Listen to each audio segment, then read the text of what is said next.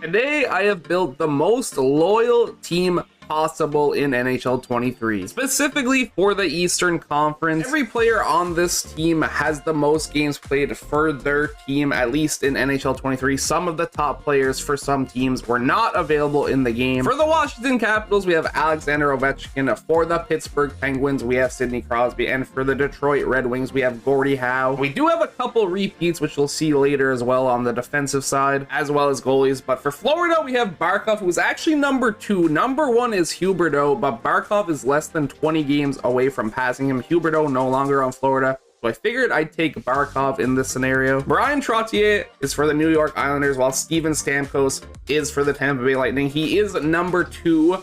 Vincent Lecavalier is number 1, but he is not in the game. And he's also only 34 games away from tying Lecavalier, so we'll probably pass him this season as long as he stays healthy. For Montreal, we have Henri Richard. Philadelphia has Bobby Clark, and Ottawa has Daniel Alfredsson, who is actually number 2. Number 1 is on this team, though. Representing Carolina is Eric Stahl, while Boone Jenner represents Columbus. Rick Nash is number 1 and is obviously in the game, but Boone Jenner is on pace to pass Rick Nash, and Rick Nash played for a couple other teams as well, so I think it's fair to put Boone Jenner in this spot. Now, Rob Ray is the representative for Buffalo, and this is probably the worst one. He is number 4 on the list for the Sabres. Number 1, 2, and 3 are all not in NHL 23. I was considering making them, or at least one of them, but I decided not to. But Gilbert Perreault is number 1 in Buffalo history, if you were wondering. And on the defensive side, like I said, we have a couple reoccurring teams. The first is Detroit. Nicholas Lindstrom is number 2 on Detroit. Him and Gordie Howe were pretty close, so it makes sense.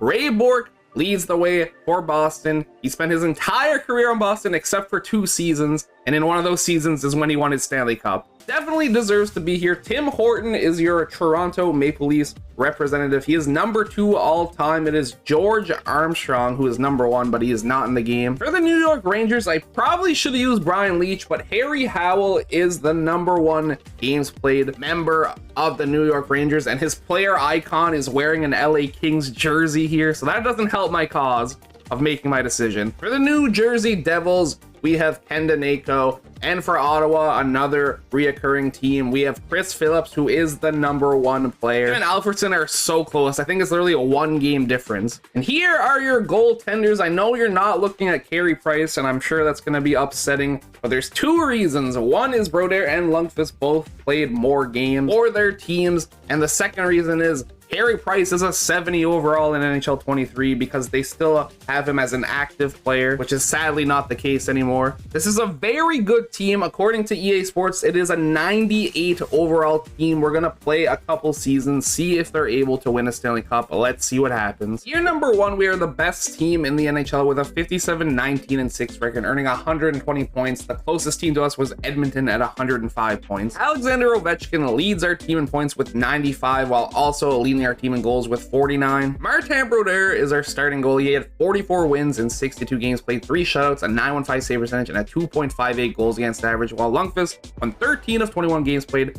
2 shutouts, a 908 save percentage, and a 2.74 goals against average. Brodeur had the most wins in the entire league. Stuart Skinner was the closest with 42, while Nathan MacKinnon continues his EA Sports dominance with 126 points to lead the league, while Austin Matthews leads the league in goals with 62. Alex Ovechkin on the Washington Capitals was in second place with 60. Ours didn't even score 50. Hopefully we don't get the President's Trophy curse as we start in round number 1 against the Washington Capitals, and it goes great as we beat them in 6 games to move on to round number 2 against the New York Islanders, which goes even better as we beat them in 5 games and move on to the conference finals against the Carolina Hurricanes. And we are on the brink of elimination in the conference finals. We're going to game 6, down 3-2. We're going to simulate, see what happens. Period number 1, 2-1 us. Howe and Ovechkin getting the job done. Period number 2, 4-1. And period number 3, it remains 4-1. We're going to game 7. And in game 7, period number 1, once again, 2-1 us. Ray getting a goal. Shout out to him.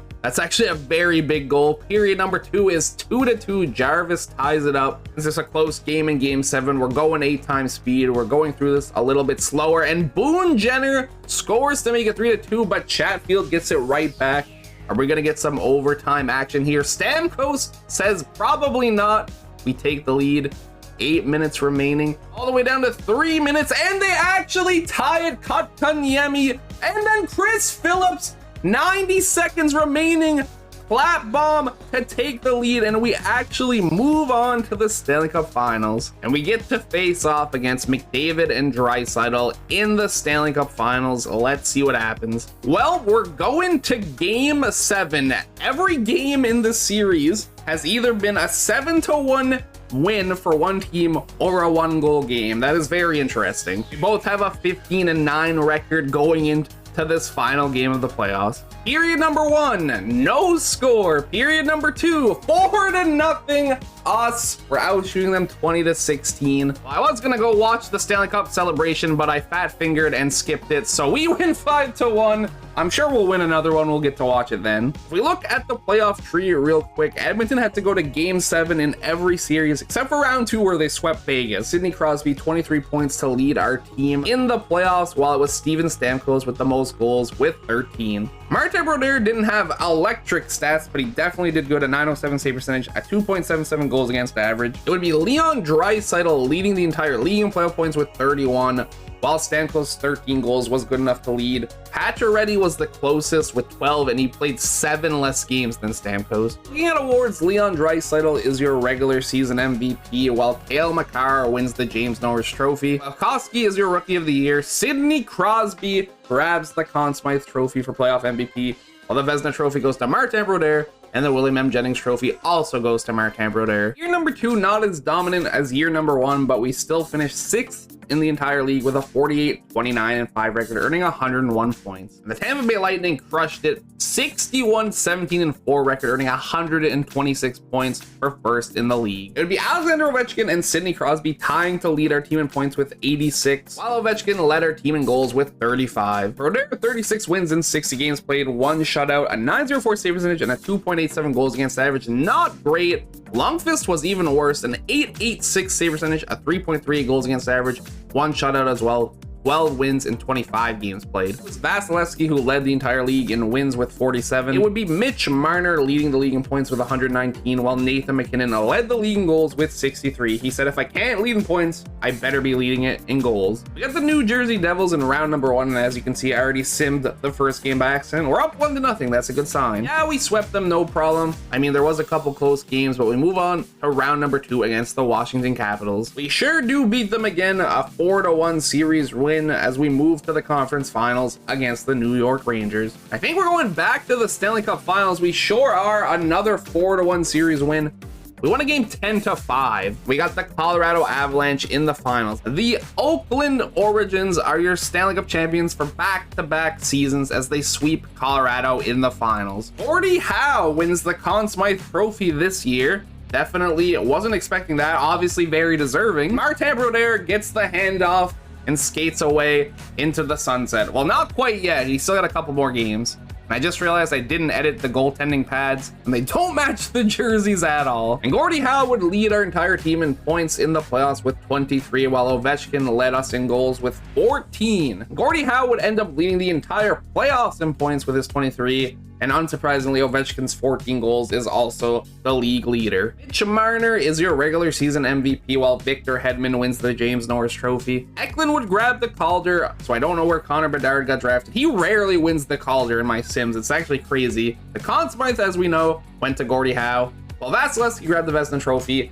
and the William M. Jennings Trophy. With a 48-25-9 record, we'd earn 105 points for third in the NHL. We were 1 point off of tying for first. Florida and Boston both had 106 points. We got Gordie Howe leading our team in points this time around with 93, while it would be Ovechkin leading our team in goals once again with 41. Brodeur and Lundqvist had very similar stats. Brodeur 36 wins in 60 games played, 3 shutouts, a 900 save percentage, and a 3.11 goals against average. Lundqvist, a 900 save percentage, 3.18 goals against average, only 1 shutout, 12 wins in 25 games played. It would be Allmark leading the league in wins with 44, and Alexander Ovechkin would dominate the NHL, absolutely obliterating. 119 points was amazing, but 79 goals to lead the league, almost 80 in one season. That is crazy.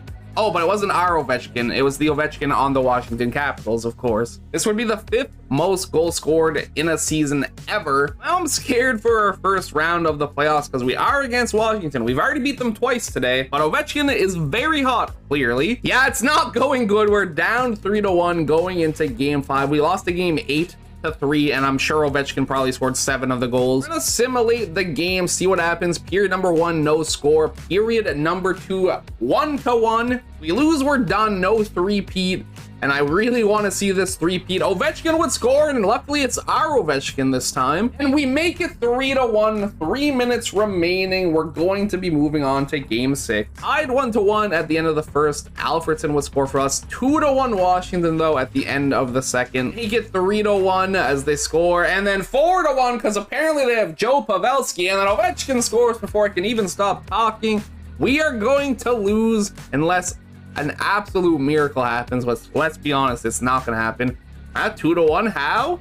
Is there any hope? No, there is not. I was really hoping it would be Washington's year, but it was not. They would lose to Toronto in the conference finals in 7 games, and Toronto would beat Vegas also in 7 games in the finals to lift the Stanley Cup. Brodeur was not feeling it this playoff run. A 4.33 goals against average and 8.61 save percentage. Obviously, no shutouts, 2 wins in 6 games played. Sorokin was a part of the Stanley Cup winning Toronto Maple Leafs. He didn't play that great either. An 8.94 save percentage, a 3.53 goals against average. But looking at every goalie's save percentage, it wasn't a great year for goalies. William Nylander and Mitch Marner both leading the way for Toronto in points and in the entire league for points in the playoffs. William Nylander and Chandler Stevenson would lead the league in goals with 13. And then there's just casually Nathan MacKinnon, because you know he's got to stick his head in there whenever he can. 12 goals in 11 games played. That is bonkers. Luckily, the game did not screw Alex Ovechkin out of his Hart Memorial Trophy. He was the regular season MVP. Adam Fox wins the James Norris Trophy. Conn Smythe goes to William Nylander, while the Vezina Trophy goes to Shesterkin,